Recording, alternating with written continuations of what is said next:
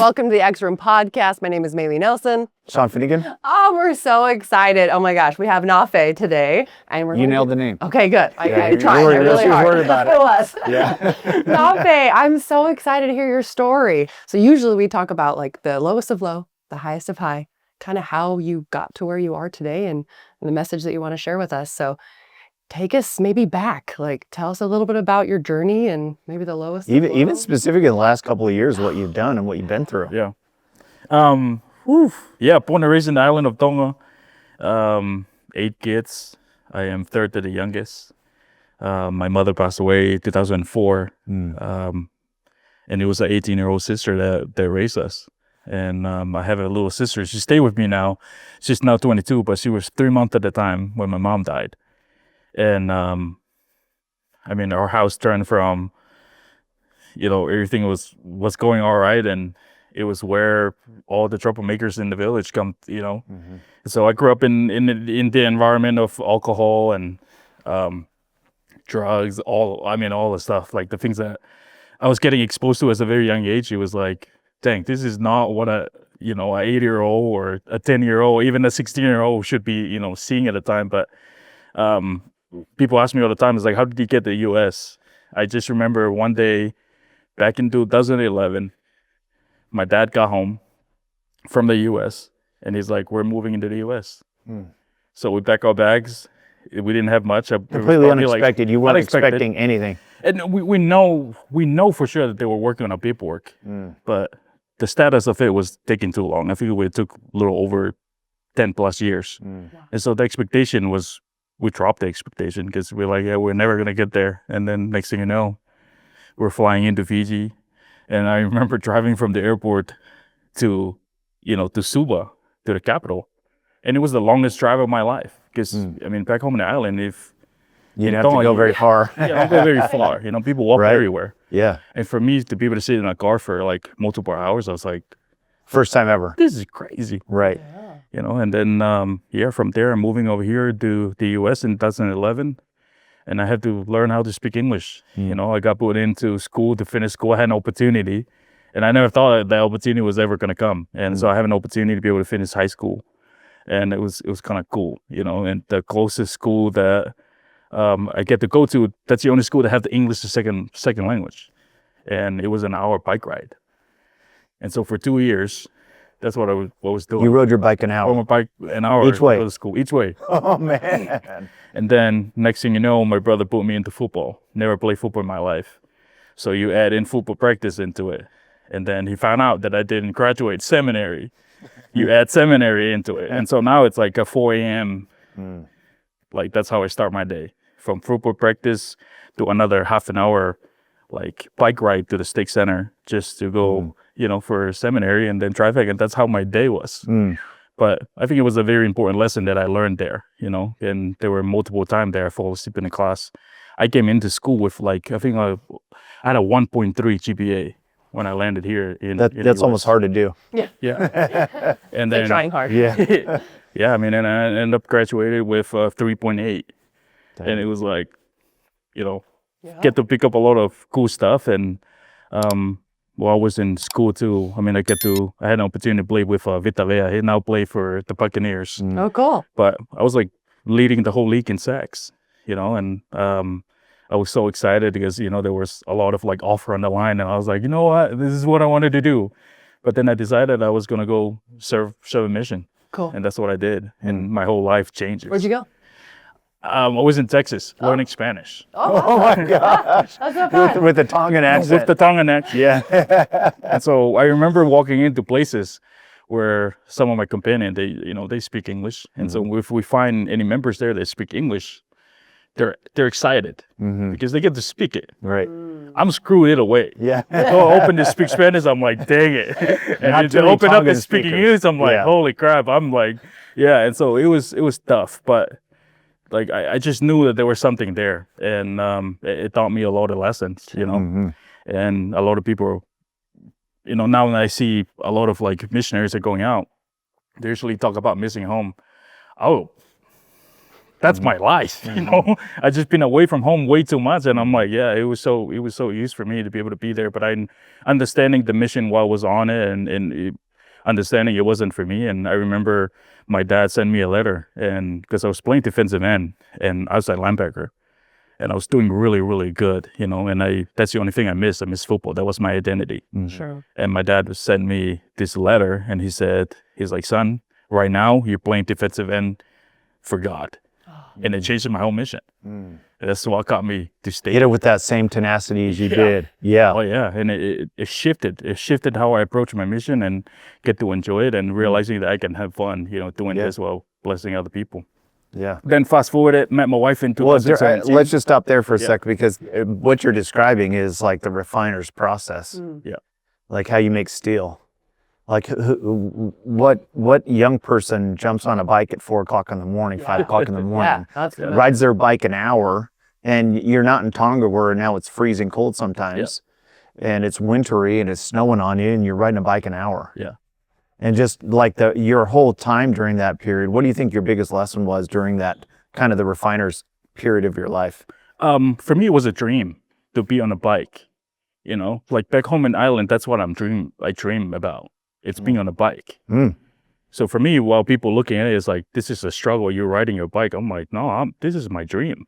So you think that this is a struggle? It's like state of mind and your perspective is very mindset. interesting. Yeah, and that's what kept me in it. Yeah. You know, because while everybody over here like thinking about the ride, I'm like, I'm on a bike. I don't get to walk. You know, and then I get to you upgrade from a bike to a car. Yeah. You know, because now, you know, it's not like people show me all the cool cars. And it's hard for me to comprehend. Like, I'm good with what I have. You know, the mindset of gratitude. Yeah. Everyone that's watching this is like, I mean, consider what we complain about in a day, right? Yeah. I think the average person would complain, I have to jump on this bike for an hour. And your whole perspective was like, no, this is what this is my dream. This is my dream. To be on a bike in the winter, riding to school. And it was $100 bike from Walmart. I still remember coming across it. I saw it, and my brother was like, you want the bike? I'm like, heck yeah, I want the bike.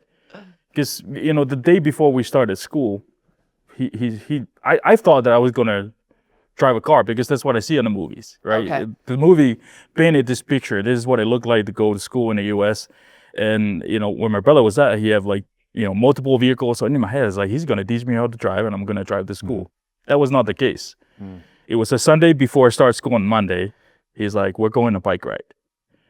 And literally when we start driving, all he asked was, remember where we're going. Now over here, and I'm counting lights. We're counting how many lights we're passing. This is how many turns. And he'll turn around like 20 minutes in. He's like, how many lights? And I told him it's like four lights. And we're taking a right turn. And he's like, remember that. And that's the whole journey. When we got off like the bike trail, and it was no longer lights, it was stop sign. So I had to count the stop sign. And finally, the next thing you know, I'm like over here standing looking at the school. And he's like, do you remember how to get here? And I'm like, yeah, I remember how to get here. He's like, well, great, because you were going to school on your bike. And that was when I found out that I'm be riding my bike to school. You're like, this is how I'm going to do this. And it was cool because I don't remember how many times I get lost. You know, I have no phone. Even when I dated my wife, like I didn't have any phone. I wasn't introduced to any of those things. Yeah. And so I had to figure it out on my own. And it was, I don't know, it was So cool. during this time, it was like helping build who you were, and then ultimately prepared you to start your business. Yeah. Which was also a roller coaster, and what you've done in the last couple of years. Talk about that. Yeah, I mean, I started as a barber. And the only reason why that I started as a barber because my first job ever, when I dated my wife, I didn't know how to drive. I didn't have a job.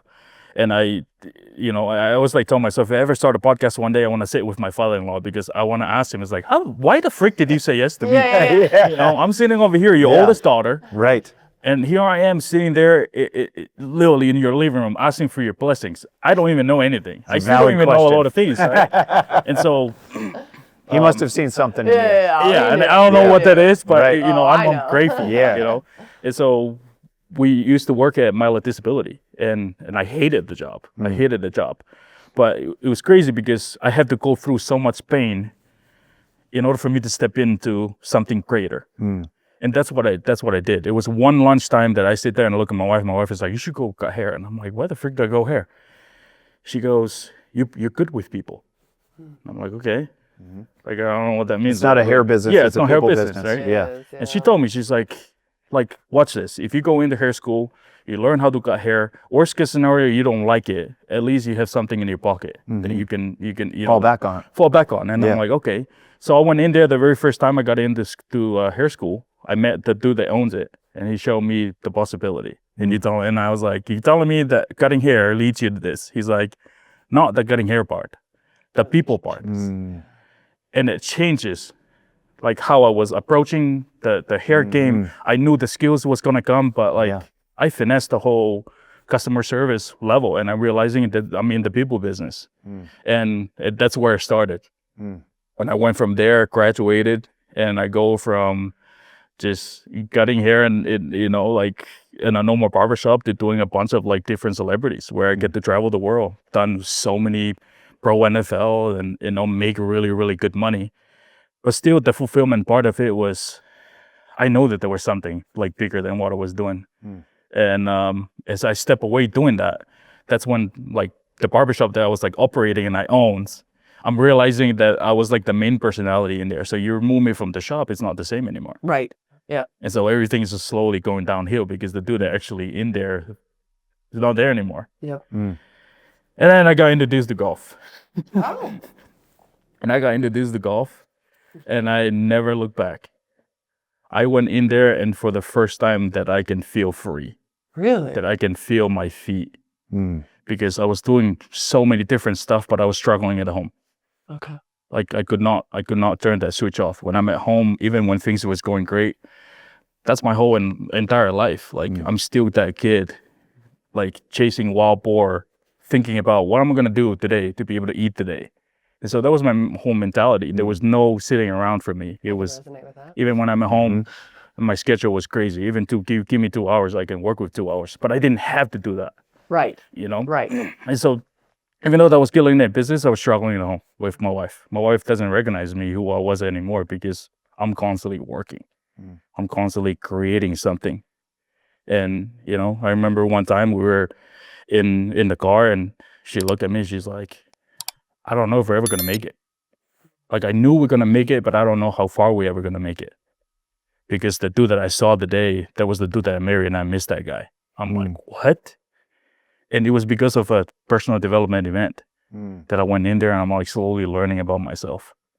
And because of that, I'm realizing that it don't matter if I'm killing everything, but if I'm struggling at home, I'm failing in life big time. I have 3. That's actually kids. interesting though, like as a perspective change. People don't, like I assume that everyone does self-development, like in my mind, because I've just been doing it for so long. But that's an interesting. When did you go to your first self-development? Like it was like 3 years ago. Really? 3 years ago, where I really got introduced to it, and it was a good friend of mine. His name is Nick Santanastaso. Okay. I know him. He Incredible human. Yeah, I got a text message from him, and he was needing a haircut, and that's how I got introduced to it. I went in and did a People one-on-one. business. Yeah, and I remember doing the cut, and to be able to the things that he said to me. Yeah. I'm like, what? He's like, my thought process on a lot of things, he changed it. What was your biggest takeaway from him? My biggest takeaway from him, I learned something really, really quick from him. It was about my emotional home. And the emotional home is where you go to when things doesn't go your way. And for me, it's anger. When things doesn't go my way, that's when it come out, right? And the first question he asked me, he's like, okay, so now, like right now, he asked me multiple questions and my emotional home is just coming back as anger. That's where he's at. And then he goes, who have you hurt because of your emotional home? And I'm like, holy crap. And I'm realizing there's the people that I love. The cost of your The cost of that home. That was caused at home. But it's also, I'm trying to like break generation curses. And I'm like, I can't really do that if this is where I'm at. So when I got exposed to it, and I'm realizing too, he walked me through this exercise, and this is all because of cutting hair. He walked me through this exercise that I'm realizing that I never really processed how my mom died. In the island, it's very fast paced. When people die, it's like, let the dead bury the dead. So never really sit there and I really grieve about my mom passing away. So when people ask me questions, it's like, it never really crossed my mind. You know, yeah, my mom died, the story move on. There's not really like a boss there of like, dang, like I was still 8 years old. Right.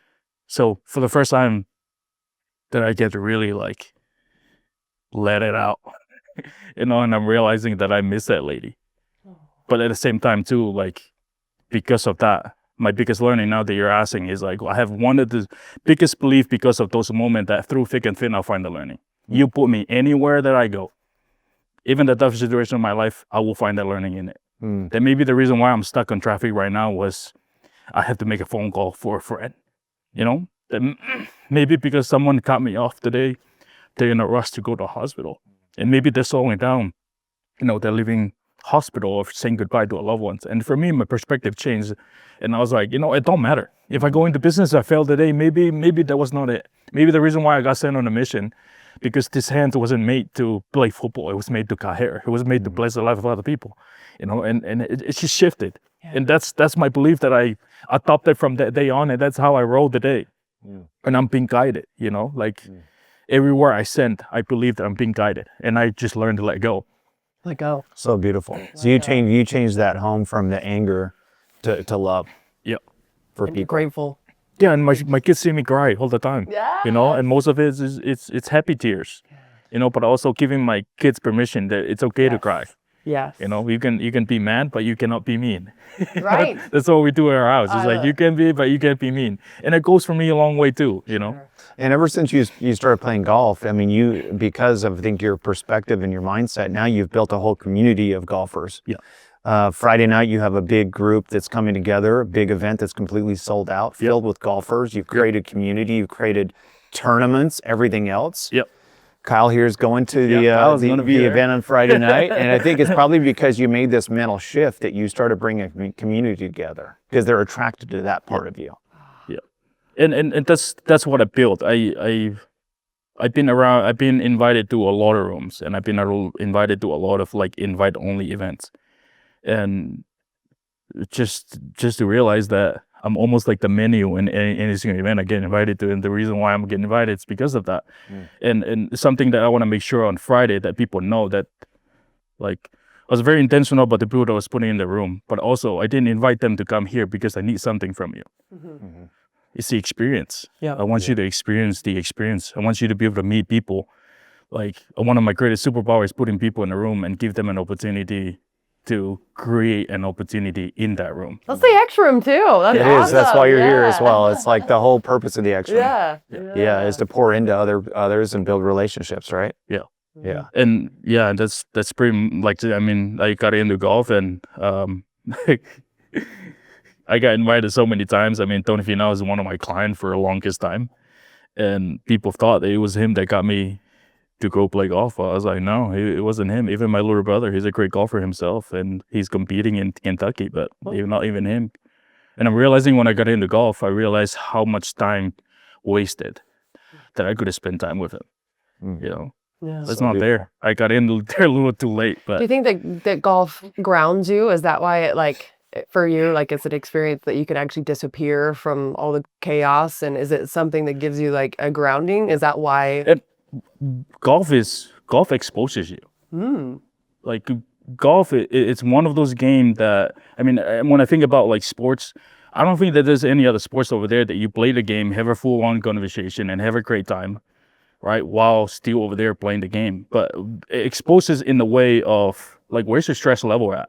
You're out there for 4 hours, so you're locked in or playing the game, but also like the reaction of just the amount of like focus that take you to be able to hit another shot.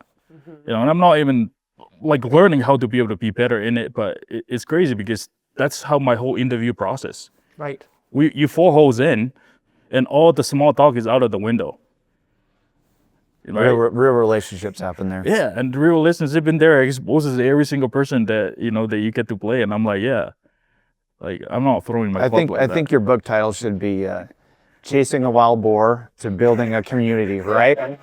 When you said it, I could picture you running through the jungle chasing this wild boar, and look at what you've created. And you've done this, especially in the last couple of years. What you've created with your community is very impressive. And I think it's this mindset you're talking about, which has attracted so many people to you. Yeah. And I did the same. honor to call you a friend. I really appreciate you. Yeah. And I did the same thing in the hair industry. People don't even know, but we started one of the biggest hair and beauty show here in Utah. We sold that company too. But still, like, the fulfillment wasn't there. I was like, I need a little more. I need a little more pushing myself into it, and here it is. But you know, I think putting people together, it's just like one of the greatest superpower. But you get attracted to a lot of like different things. But for me, if you invite me, it's like I don't think much about stuff. You invited me, I'm gonna say yes before I figure it out. Yep. You know, I don't sit there and try to figure out something. It's like, no, Sean invited me to so many events. He shows up. I've invited him to so many things in the last few weeks. He's always shows up. Wow. That's a success principle number one, I Yeah, believe. show And it was up. And you consistency. provide tons of value in the room. So it's an honor. Yeah. Let's bring us home. Wow, gosh, so grateful. That is my favorite part of the entire story, which obviously there were so many incredible takeaways, is just this, like, this is what I'm supposed to be doing.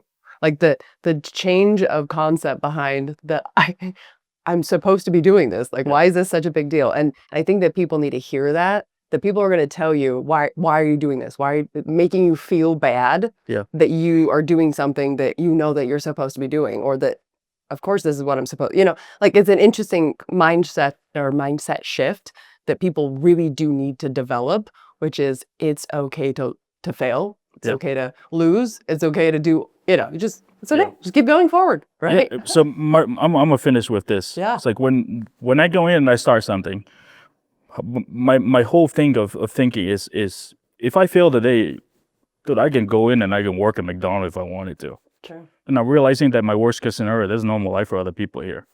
So it's not so bad.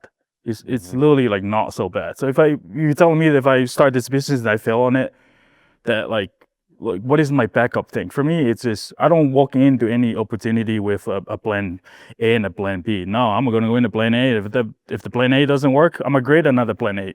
That way, I'm always gonna get the result plan A. And so when I go and invite an opportunity, if I fail today, dude, you're gonna see me got hair.